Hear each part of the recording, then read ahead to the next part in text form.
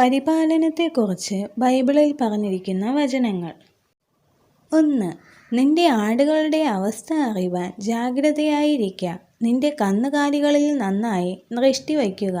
സദൃശവാക്യങ്ങൾ 27-23 2. യഹോവയായ കർത്താവ് ഇപ്രകാരം അരുളിച്ചെയ്യുന്നു, ഞാൻ തന്നെ എൻ്റെ ആടുകളെ തിരഞ്ഞു നോക്കും. യെഹെസ്കേൽ 34-11 3. രണ്ടാമതും അവനോട്, യോഹന്നാൻ്റെ മകനായ ശീമോനെ, നീ എന്നെ സ്നേഹിക്കുന്നുവോ എന്ന് ചോദിച്ചു. അതിന് അവൻ, ഉവ്വ് കർത്താവേ, എനിക്ക് നിന്നോട് പ്രിയമുണ്ട് എന്ന് നീ അറിയുന്നുവല്ലോ എന്ന് പറഞ്ഞു. എൻ്റെ ആടുകളെ പാലിക്ക എന്ന് അവൻ അവനോട് പറഞ്ഞു. യോഹന്നാൻ 21-16 4. ഞാൻ നട്ടു, അപ്പല്ലോസ് നനച്ചു, ദൈവമത്രേ വളരുമാറാക്കിയത്.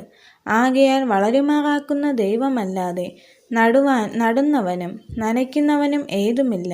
1 കൊരിന്ത്യർ 3-6-7 5.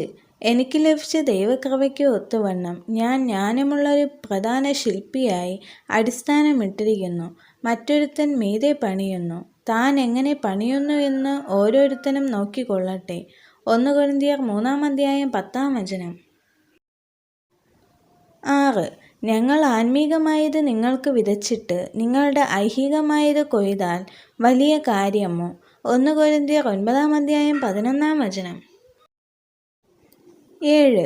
എന്നാൽ ലോഭമായി വിതയ്ക്കുന്നവൻ ലോഭമായി കൊയ്യും, ധാരാളമായി വിതയ്ക്കുന്നവൻ ധാരാളമായി കൊയ്യുമെന്ന് ഓർത്തു കൊള്ളുവിൻ.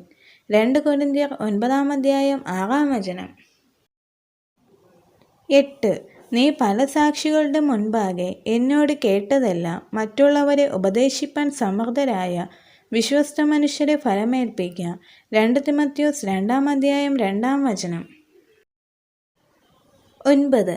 നിങ്ങളുടെ വിചാരണയിലുള്ള ദൈവത്തിൻ്റെ ആട്ടിൻകൂട്ടത്തെ മേയിച്ചുകൊള്ളുവിൻ, നിർബന്ധത്താലല്ല, ദൈവത്തിന് ഹിതമാവണ്ണം മനഃപൂർവ്വമായും ദുരാഗ്രഹത്തോടെയല്ല.